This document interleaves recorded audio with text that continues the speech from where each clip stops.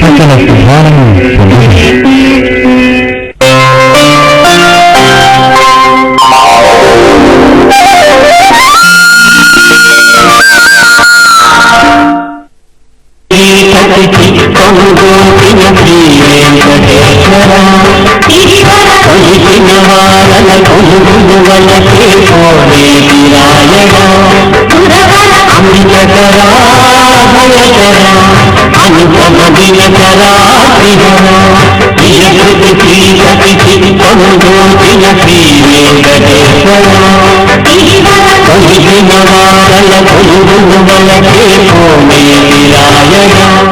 అమ్మ అన్న మాటకి పర్యాయ పదం పెట్టడం వచ్చిన వ్యక్తి తప్ప పుచ్చుకోవడం చేతకానిది అన్నది ఎవరైనా ఉంటే అమ్మ ఒక్కతే.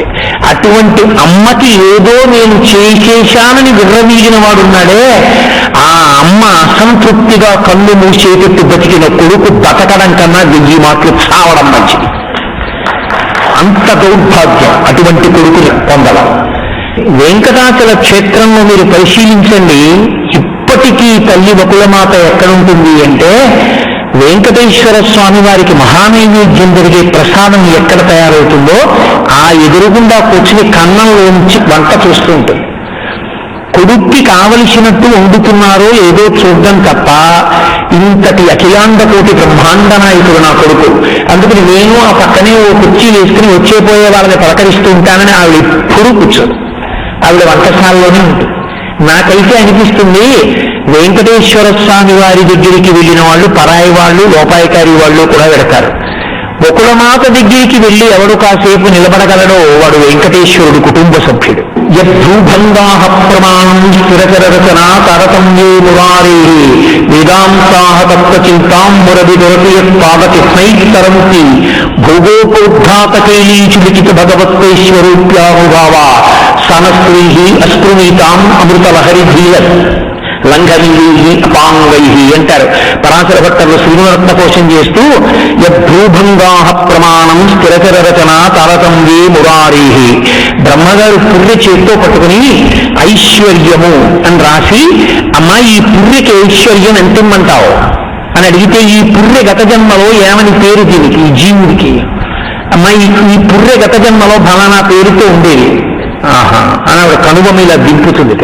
ఇలా పెట్టిన చెయ్యి కాదు, పరమేశ్వరుణ్ణి ఆరాధించిన చెయ్యి కాదు, తమ కొరకని బతికిన చెయ్యి. కాబట్టి ఆవిడ ఇలా కనుబొమ్మ దింపుతుంది. దరిద్రుడు అని రాసి పంపుతాట. పేరు వినపడగానే వాడా అని అమ్మవారి ఆ కనుబొమ్మ పైకెత్తుతుందిట. యద్భూభంగాః ప్రమాణం స్థిరచర రచన తారతమ్యే మురారే. బ్రహ్మదేవుడు లలాటమునందు వ్రాసేటప్పుడు లక్ష్మీదేవి కనుబొమ్మ ఎవరి పేరు చెప్పినప్పుడు ఎత్తిందో వాడు మహదైశ్వర్యవంతుడు, ఎవడు పేరు చెప్పినప్పుడు కనుబొమ్మ దింపిందో వాడు దరిద్రుడు. అమ్మా నీ కనుబొమ్మ కదలిక లోకంలో ఐశ్వర్యాన్ని నిర్ణయిస్తుంది అంటారు. అంతటి లక్ష్మి రాత్రి వెంకటేశ్వరుడంతటి వాడు వెళ్ళి, అమ్మా నీకు చెప్పాను కదా ఏకాంత సేవ ఆలస్యం అయిపోతోందని, నువ్వెందుకమ్మా లేచుంటావో పడుకోవద్దా అని అమ్మ కాళ్ళు పడుతుంటే కోల వెళ్ళి పడుకుంటుందా? ఆ తల్లి లక్ష్మీదేవి కూడా వచ్చి పాంకు మీద ఇద్దరూ చెరోకాలు పట్టి పడుకోబెట్టి పెడతారు ఒకళ్ళ మాతని. అమ్మని అంత నెత్తి మీద పెట్టుకుని ఆరాధిస్తాడు వెంకటేశ్వరుడు. వెంకటేశ్వరుడు ప్రీతి పొందడానికి హేతువు అమ్మని ప్రేమగా చూడడం, అమ్మని గౌరవించడం. అమ్మని ప్రేమించడం, అమ్మని గౌరవించడం, అమ్మని పూజించడం చేత కాకుండా వెంకటాచల క్షేత్రానికి ఎన్ని మాటలు వెళ్ళినా అన్ని మాటలు వెంకటేశ్వర స్వామి వారు సిగ్గుతో తలంచుకుంటారు. ఇలాంటి దుర్మార్గపు కొడుకుని చూడవలసి వచ్చింది ఈయనగా. కాబట్టి మాతృభక్తి ఎంత గొప్పదో చెప్పకనే చెప్పినటువంటి అవతారం వెంకటేశ్వర అవతారం. ఆనాడు యశోదాదేవికి ఇచ్చినటువంటి మాట నిలబెట్టుకోవడానికి కలియుగంలో ఆమెను బకుళమాతగా జన్మింపచేసి ఆమెకి పెద్దరికం ఇచ్చి కళ్యాణం చేసుకున్నారు పద్మావతీదేవిని. ఇక మూడవది, ఇది కూడా మాట సంబంధమైనటువంటి విషయమే. కుశధ్వజుడు అని పూర్వకాలంలో ఒక మహర్షి. ఆ కుశధ్వజుడు ఒక పర్వత ప్రాంతం మీద కూర్చుని పరమేశ్వరుణ్ణి ఆరాధన చేస్తున్నాడు. ఆయన ఎక్కువగా అగ్నిహోత్రము ద్వారా ఈశ్వరుడికి హవిస్సునిచ్చి ఈశ్వర ప్రీతిని పొందుతుండేవాడు. భగవంతుణ్ణి యజ్ఞయాగాది క్రతువులతో ఆరాధించుట అన్న లక్షణం ఉన్నది కేవలము సనాతన ధర్మమునందు మాత్రమే. నీకు ఏ ఇతర విశ్వాసమునందు అగ్నిహోత్రము ద్వారా ఈశ్వరుడికి హవిస్సు సమర్పణం చేసి ఈశ్వరుణ్ణి దేవతల్ని ప్రీతి చెందేటట్టు చెయ్యడము అన్నది నీకు కనపడదు. అది ఒక్క సనాతన ధర్మాంతర్గతముగా మాత్రమే ఉన్న సిద్ధాంతం. ఆ మంత్రంతో స్వాహ అన్న శబ్దాన్ని చేర్చి, అందుకే అగ్నిహోత్రుడి భార్యల్లో స్వాహ స్వధ స్వధాకారంతో ప్రయోగిస్తే పితృదేవతలకు పెడుతుంది. హవ్యం మహతి దేవానాం కవ్యం కవ్యాసినామపి పాకంచ కురితే లక్ష్మి శంకర శివశాసనాత్తని నిగపురాణం.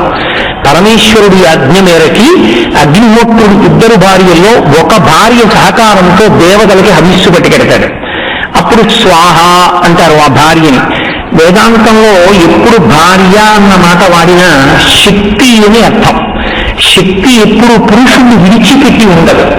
నేను నాకు ఇచ్చిన విడిదిలో కూర్చుని నా ఉపన్యాస శక్తిని గురజాడ కళాక్షేత్రానికి వెళ్ళమంటే వెళ్ళదు. నేను వస్తేనే నాతో పాటుగా నా ఉపన్యాస శక్తి వచ్చినట్టే పరమేశ్వరుడు పరమేశ్వరుడి శక్తి అవిభాజ్యమై ఉంటాయి. రెండు వేరు చేయడానికి ఉండదు. అందుకే శ్రీరామాయణంలో సీతమ్మ శక్త్యా లోభయితున్నాహం ఐశ్వర్యేన ధనేనవా అనన్యే రాఘవేనాహం భాస్కరేణ ప్రభాయధ అంటుంది. సూర్యుడు ప్రభ, పుష్పము సౌరభము, చంద్రుడు వెన్నెల, పాలు తెల్లతనము ఎలా వేరు చేయబడవో శివశక్తులు ప్రకృతి పురుషులు ఎన్నడూ విడి ఉండేవారు కారు. కనుక స్వాహ అన్నది అగ్నిహోత్రుని యొక్క శక్తి స్వరూపం. ఆ స్వాహాకారంతో మంత్రాన్ని ప్రయోగం చేస్తే ఆ హవిస్సుని అగ్నిహోత్రుడు పట్టుకెళ్ళి దేవతలకు ఇస్తాడు. ఒకప్పుడు అలా స్వాహాకారంతో దేవతలను పిలిస్తే కనపడేవారు. ఇష్టింతేహం కరిష్యామి పుత్రీయాం పుత్రకారణాత్ అధర్వశిరసిప్రోక్తై అంటాడు బాలకాండలో. దశరథ మహారాజు గారు నేను యజ్ఞం చేస్తున్నాను దేవతలను పిలిచానన్నాడు. వాళ్ళు వచ్చి కూర్చున్నారు భోజనానికి వచ్చినట్టు. ఒక్కొక్కరిని పిలిచి హవిస్సిస్తే తీసుకుంటారు. ఇప్పటికీ వస్తారు దేవతలు. కానీ మరి ఎందుకు కనపడరండి అంటే వాళ్ళని చూడగలిగినటువంటి శక్తి మాంసనేత్రము కోల్పోయేటట్టుగా మనలో ఉన్నటువంటి తేజస్సుని మనం క్షీణం చేస్తున్నాం కలియుగంలో. అందుకే ఇవాళ మనం ఆ తేజో రూపాన్ని దేవతల యొక్క రూపాన్ని చూడగలిగినటువంటి స్థితి మనకి లేదు. కానీ మంత్రంతో పిలిచినప్పుడు ఇప్పటికీ దేవతలు వచ్చి హవిస్సు స్వీకరిస్తారు. ఇప్పటికీ అలా ఉపాసన చేసినటువంటి మహాపురుషుల ఇళ్లలో దేవతలు తిరిగినటువంటి సందర్భాలు ఎన్నో దృష్టాంతములు ఉన్నాయి. నేను తరచుగా మనవి చేస్తుంటాను. తాడేపల్లి రాఘవనారాయణ శాస్త్రి గారని గొప్ప శ్రీ విద్యోపాసకులు మహానుభావులు చెందూరి శాస్త్రి గారంటారు. వారు తమ తపశ్శక్తినంతటిని చివర ఒక బాలా దేవాలయంలోకి ప్రవేశపెట్టారు. నేను ఆ బాలా దేవాలయం దర్శనం చేయడానికి వెళ్ళాను. కనుకలో ఉపన్యాసాలు చెప్పి పెడితే నేను కారు దిగి దేవాలయం కదా అనుకుని లోపలికి వెళ్ళబోయి మెట్లెక్కి లోపలికి చూశాను. మీరు నమ్మండి నమ్మకపోండి, నేను కొన్ని క్షణముల పాటు స్తబ్దున్నైపోయాను. నాకు ఎవరో పసిపిల్ల ఒక చిన్నపిల్ల కూర్చుని కనపడింది. నేను ఇది దేవాలయం అన్నారు, చిన్నపిల్ల కూర్చుంది ఏంటి గుళ్ళో తెల్లబోయాను నేను. ఆ తర్వాత 4 అడుగులేసి స్పష్టంగా దీన్ని చూస్తే అది మూర్తి బాలా స్వరూపం. తాడేపల్లి రాఘవనారాయణ శాస్త్రి గారి ఉపాసన బలానికి పరదేవత ఎప్పుడు ఆయన ఇంట్లో తిరుగుతూ ఉండేది. గజ్జలు గల్లు గల్లు గల్లు అని చెప్పుడవుతుండగా ఆయన పరమ దరిద్రంలో ఉన్న రోజుల్లో లలితా సహస్రనామ స్తోత్రాన్ని ఉపాసన చేస్తూ స్పృహ తప్పి పడిపోతే అమ్మవారు తన తొడ మీద పడుకోబెట్టుకుని పాయసాన్నం పెట్టింది. ఇక ఆయన ఆ తర్వాత వెనక్కి తిరిగి చూడలేదు. ఆఖరణ ఆయన శరీరం పడిపోయినప్పుడు ఆయన పార్థివ శరీరాన్ని దహిస్తూ ఉంటే బాలాత్రిపుర సుందరి ఆయన శరీరంలోంచి పైకి లేస్తుండగా ఫోటోల్లో కూడా పడింది అమ్మవారు. అగ్నిహోత్రుడు వచ్చి చితి మీద కూర్చున్నాడు. ఉపాసన చేసిన మహాత్ములకు పరమేశ్వరుడు అంత గొప్పగా వశుడయ్యాడు. కాబట్టి ఆ స్వాహాకారంతో ఈశ్వరుణ్ణి అర్చన చేసి ఆయనకి హవిస్సునిస్తారు. ఇస్తే అగ్నిహోత్రుడు ఆ హవిస్సు పట్టుకెళ్ళి దేవతలకు ఇస్తాడు. దేవతలు దాన్ని స్వీకరిస్తారు. స్వీకరిస్తే దేవతలకు ఒక లక్షణం ఉంటుంది. దేవతలు ఎప్పుడైనా మీరు పిలిస్తే వచ్చారనుకోండి, మీరు అడిగినా అడగకపోయినా వాళ్ళు ఏదో ఒకటి ఇస్తారు. వాళ్ళకున్నటువంటి నియమంలో ఒకటి, దేవతలు వస్తే వాళ్ళు ఏదీ ఇవ్వకుండా వాళ్ళు వెళ్ళకూడదు. అది వాళ్ళ నియమం. మనం ఎలా ఒక రోగగ్రస్తుడి దగ్గరికో ఒక బాలింతరాల దగ్గరికో లేకపోతే పెద్దల దగ్గరికో వెళ్ళినప్పుడు 2 పళ్ళు పట్టుకుని వెడతాము, అలాగే దేవతలు కూడా మనుష్యుల దగ్గరికి వచ్చినప్పుడు వారు ప్రీతి చెంది వస్తే ఏదో ఒకటి ఇవ్వకుండా వాళ్ళు వెళ్ళరు, అది వాళ్ళకి నియతి. అందుకే యజ్ఞం చేశారనుకోండి, యజ్ఞము నుండి దేవతలు వస్తారు హవిస్సు తీసుకోవడానికి, వస్తే వాళ్ళు ఉక్కుని వెళ్ళిపోరు. అథవా వాళ్ళు ఏం చేస్తారంటే సకాలంలో వర్షం కురిపిస్తారు, కురిపిస్తే పాడి పంట అన్ని వృద్ధిలోకి వస్తాయి. అందుకే మీరు చూడండి, పురాణాంతర్గతంగా ఎప్పుడు సంతానం లేకపోయినా యజ్ఞం చెయ్యమని నిర్దేశిస్తూ ఉంటాడు గురువు. యజ్ఞము చేసి తన కామమునకు ప్రతిబంధకముగా నిలబడినటువంటి పాపాన్ని దహింప చేసుకుని కామ్యార్థి అవుతూ ఉంటాడు యజమాని. కాబట్టి స్వాహాకారంతో ఈశ్వరుణ్ణి పిలవడం, వేదమంత్రములు సూక్తములతో ఆయన్ని ఆరాధన చేయడం అత్యంత గొప్ప పద్ధతి. ఈశ్వరుడు తొందరగా ప్రీతి చెందుతాడు సామవేద మంత్రములకు సూక్తములకు. ప్రత్యేకించి సామగానం ఎక్కడ జరుగుతుందో అక్కడ పరమేశ్వరుడు మహాప్రీతి చెందుతాడు. ఒకనకొకప్పుడు కాకినాడ తిరుమల తిరుపతి దేవస్థానం నుంచి ఒక సామవేద పండితులు వచ్చారు. ఆయన సామగానం చేశారు. ఆయన చేస్తున్న సామగానానికి ఎగిరిపోతున్న పక్షులు కూడా నిలబడిపోవలసింది. అలా చదివారు ఆయన. సామ అంటే శాంతి. అసలు సామవేదాన్ని పఠిస్తే మనస్సు అంత శాంతిని పొందుతుంది, ఈశ్వరుడు అంత సంతోషిస్తాడు. అందుకు కదా కాశీపట్టణంలో గజాసురుడు పరమేశ్వరుణ్ణి సామవేద మంత్రాలతో ఆయన్ని స్తోత్రం చేస్తే సంతోషించినప్పుడు వచ్చినటువంటిదే కృత్తివాసేశ్వర లింగం. కాబట్టి సామవేదము అంత గొప్పది, సూక్తము అంత గొప్పది. సూక్తము అంటే సూక్తము బాగుగా చెప్పబడినది. ఇక ఆ దేవతా స్వరూపం గురించి నువ్వు అంత బాగా చెప్పడం కుదరదు. అందుకే మనకన్నీ సూక్త స్వరూపాలుగా ఉంటాయి. పురుష సూక్తము, స్త్రీ సూక్తము, మన్యు సూక్తము, భూ సూక్తము, నీలా సూక్తము, సూక్తము దుర్గా సూక్తము. సూక్తము అంటే బాగుగా చెప్పబడినది. ఈ సూక్తములతో వేద మంత్రములతో స్వరం తప్పకుండా మీరు భగవంతుని దేవతా స్వరూపాల్ని కానీ స్తోత్రం చెయ్యగలిగితే ఆ శబ్ద ప్రకంపనలకి ఈశ్వరుడు ఆ స్వరానికి వశుడవుతాడు. చాలా తొందరగా వశుడై ఎంతో అనుగ్రహాన్ని వర్షిస్తాడు. ఒక దేవతా స్వరూప ఆవిర్భావము నుండి ఉండే తత్వముని మీరు పరిశీలనం చేయకపోతే కథాపరంగా దాని వలన విశేష ప్రయోజనం ఉంటుంది అని నేను అనుకోను. వేదవతీ జననం గురించి నేను ఒక 4 మాటలలో చెప్పాననుకోండి, అది మీకు బాహ్యంలో ఎంత ప్రయోజనాన్ని ఇస్తుంది అన్నది నాకు తెలియదు. అందుకే నేను కించిత్ వివరణ చేసే ప్రయత్నం చేస్తూ ఉంటాను. మహానుభావుడు కుశధ్వజుడు హోమ ప్రక్రియ చేత హవిస్సుని ఇచ్చేవాడు.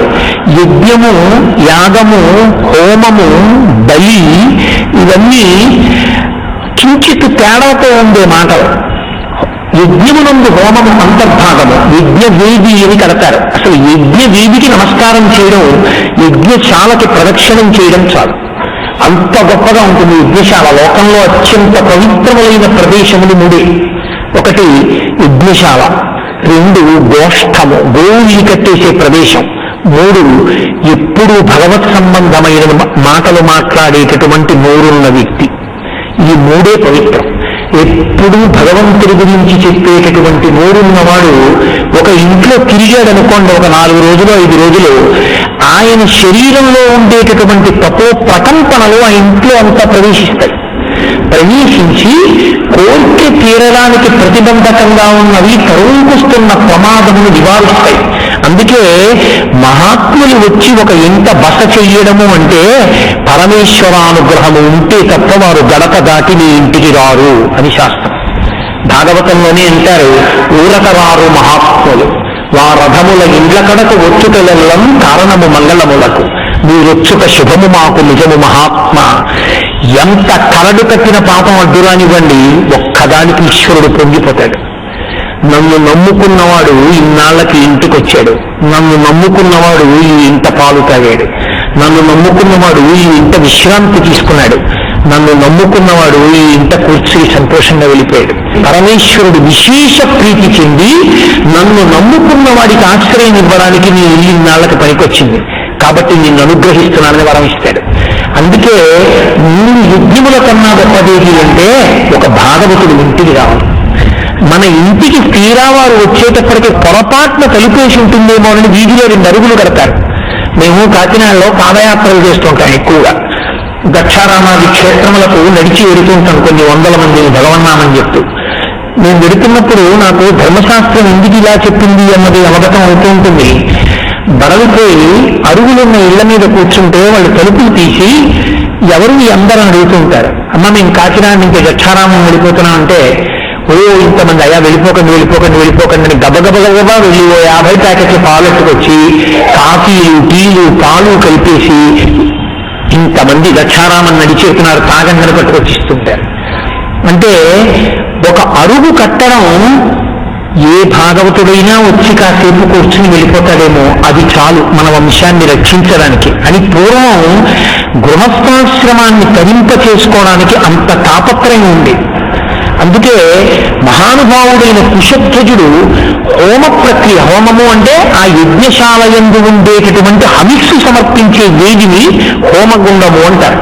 దానిలో అగ్నిహోత్రంలో హవిస్సు ఇస్తారు. బలిపీఠము వేరు. బలిపీఠమునందు అగ్నిహోత్రము ద్వారా ఇవ్వరు. దేవాలయంలో మీకు బలిహరణ మంటపములని కనపడుతూ ఉంటాయి.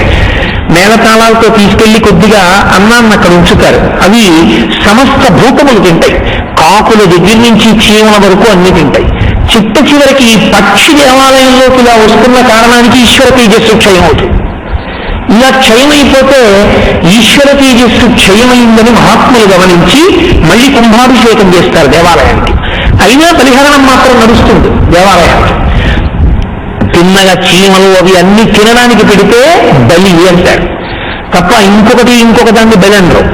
అన్నం పెట్టి అది తినడానికి ఏర్పాటు చేస్తే బలి.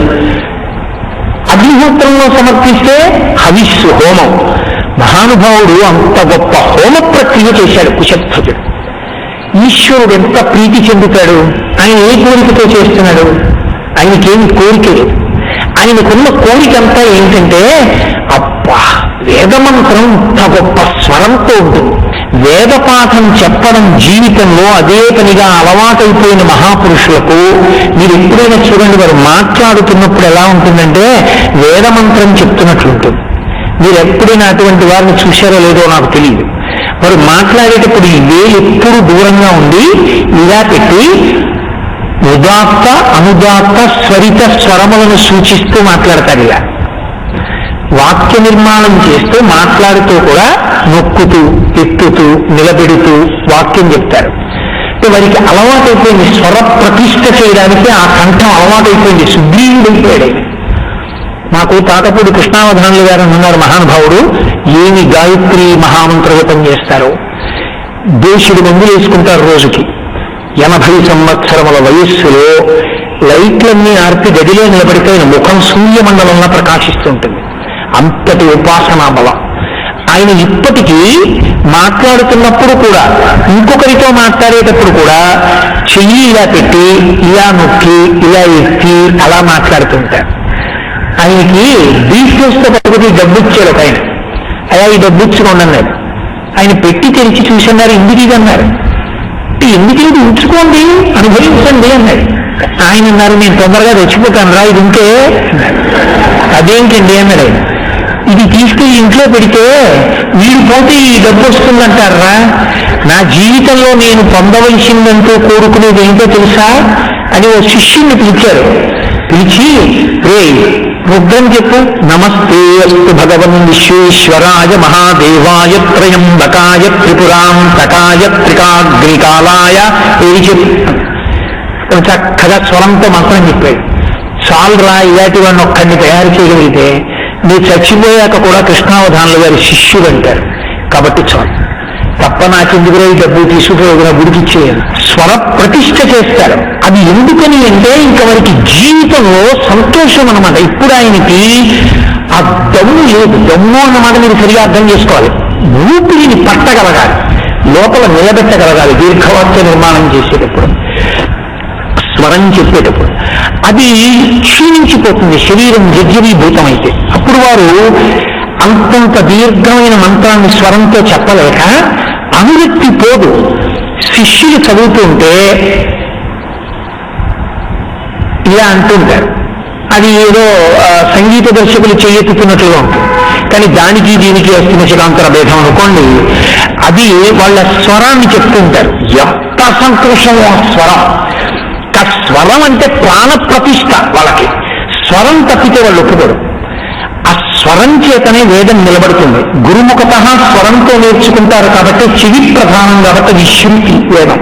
అటువంటి వేదమంత్రాన్ని ఆ స్వరంతో చదవడంలో ఆయనకు సంతోషము అని గుర్తు. అందుకు చేస్తాడు నేను వేదం చదువుకున్నాను కాబట్టి అంతకన్నా నా జీవితానికి అదృష్టం ఏముంది? అంతకన్నా అదృష్టం లేదు. నిజంగా ఎంత వెలవెలబోయే సుఖాలో మనం పొందేటటువంటి సుఖాలు నిజంగా మీరు సూక్త పఠనం చేసుకుని సంతోషాన్ని పొందేటటువంటి వ్యక్తుల్ని చూడాలి. అందుకే కుశధ్వజుడు పొంగిపోయేవాడు స్వరంతో వేదం చెప్తూ. ఇప్పుడు ఏమవుతుంది? వేదమునందు అంత అనురక్తి పొందిన కుశధ్వజునకు వేదమే కుమార్తెగా జన్మించింది అన్నారు. ఇప్పుడు ఆమె సాకారమును పొందింది. ఆయన ప్రీతికి ఆయనకి ఇంకొక కోరిక లేదు. నిష్కాముడై చేసినటువంటి ఆ తపస్సుకి ఆయన చేసినటువంటి సూక్త కథనమునకు ప్రీతి చెంది స్వరముతో కూడుకున్నటువంటి శాబ్దిక స్వరూపమైనటువంటి పరదేవత, ఎందుకంటే పరదేవతే వేదస్వరూపంగా ఉంటుంది. శబ్ద బ్రహ్మమయీ చరాచరమయీ జ్యోతిర్మయీ వాంగ్మయీ అని పేరు. ఆవిడ శబ్దస్వరూపిణి. అందుకే మీరు కొంచెం జాగ్రత్తగా గమనించాలి. సనాతన ధర్మమునందు శబ్దరాశి అంటారు. వేదము శబ్దరాశి. శబ్దము అన్న మాటకి ధ్వని అన్న మాటకి చాలా తేడా ఉంటుంది. ఏది పెడితే దాన్ని పట్టుకుని శబ్దం అనకూడదు, ఏది పెడితే దాన్ని పట్టుకుని ధ్వని అనకూడదు. శబ్దము అంటే అర్థమును కలిగి ఉన్నది అని అర్థం. అర్థవంతమై నీకు భావాన్ని అందిస్తే శబ్దం. ఒక వీణ తీగ తెనగబడిందనుకోండి, అందులో ఒక రాగము ఆవిష్కృతమవుతోంది, శబ్దము. నేను మాట్లాడితే శబ్దము, పసిపిల్లవాడు ఏడిస్తే ధ్వని. అర్థవంతము శబ్దము, శబ్దము బ్రహ్మము, శబ్దమే బ్రహ్మము. అసలు అందుకే సనాతన ధర్మంలో చిత్రం ఎక్కడ వచ్చిందంటే శబ్ద బ్రహ్మమయీ చరాచరమయీ జ్యోతిర్మయీ వాంగ్మయీ అని పరదేవతకి పేరు. శబ్దస్వరూపము ఆవిడే. అందుకే ఆ నుంచి ఛా వరకు ఆవిడే. ఆ దీక్షాంత సమస్త వర్ణనికరీ శంభు ప్రియేశాంకరి అని అన్నపూర్ణ స్తోత్రంలో అమ్మవారిని అకారం నుంచి క్షకారం వరకు ఉన్న వర్ణమాలా స్వరూపంగా ఆవిష్కరిస్తారు శంకర భగవత్పాదులు. అటువంటి శబ్ద ఉపాసన చేత ప్రీతి చెందినటువంటి వేదము ఆమె ఒక ఆడపిల్ల రూపాన్ని ధరించి పక్కన ఉన్న దర్భల మీద పడుకుని ఆమె శబ్దం చేస్తూ గోచరించింది. ఇది పిల్ల ఎవరో ఏదో పాడుతున్నట్టో ఏదో చదువుతున్నట్టో అనిపిస్తోంది ఏమిటి అని ఆయన తల తిప్పి చూశాడు. ఇలాగా దర్భల మీద ఉంది. దర్భ కర్మకి సూచన, దర్భ పరిత్యాగము జ్ఞానమునకు సూచన. దర్భ చేతిలో ఎంతకాలం పట్టుకున్నాడో అంతకాలం కర్మిష్ఠి. ఇక దర్భ విడిచిపెట్టేశాడు అంటే జ్ఞాని అయిపోయాడు అని గుర్తు. అంటే ఇక కర్మతో ముడిపడేవాడు కాడు. నా కర్మణాన ప్రజా ధనీన త్యాగే నైతే అమృతత్వమానసు అన్న స్థాయిని పొందాడు అని గుర్తు. అందుకే కుశ చేతిలో దర్భ పట్టుకుంటే కర్మిష్ఠి. శుక ఆ కుశ విడిచిపెట్టేస్తే ఇక శుక జ్ఞాని. అప్పుడే భాగవతం చెప్పడానికి అధికారం వచ్చింది. కాబట్టి మహానుభావుడైనటువంటి వాడు ఆ కుశధ్వజుడు కుశ పరుపు అంటే దర్భల యొక్క పరుపు మీద పడుకుని ఆడుకుంటున్నటువంటి పిల్లని చూశాడు. ఆయనకు అవగతమైంది, ఓ వేదము రాశీభూతమైంది, నాయందు వేదము ప్రీతి చెందింది, వేదమునందు నేను పొందిన అనురక్తి వేదము నాయందు ప్రీతి చెందడానికి కారణమైంది. ఈమె ఎవరో కాదు, సాకార వేదము. కాబట్టి ఈమెకి వేదవతి అని పేరుంచుతున్నాను అన్నాడు. ఆ పిల్ల దినదిన ప్రవర్ధమానమైంది. వేదము దేన్ని చెందుతుంది? వేదము పరమేశ్వరుణ్ణి మాత్రమే చెందుతుంది. ఎందుచేత అంటే అసలు యథార్థంగా మాట్లాడాలి అంటే వేదమే ఈశ్వరుడు.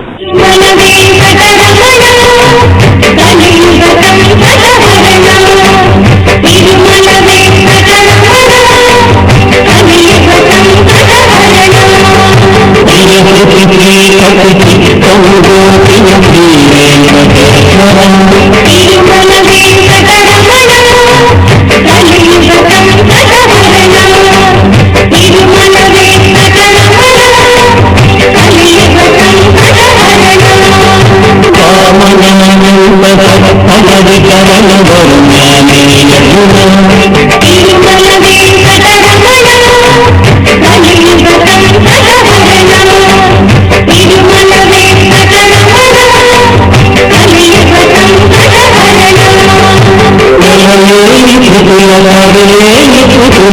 రార శ్రీహర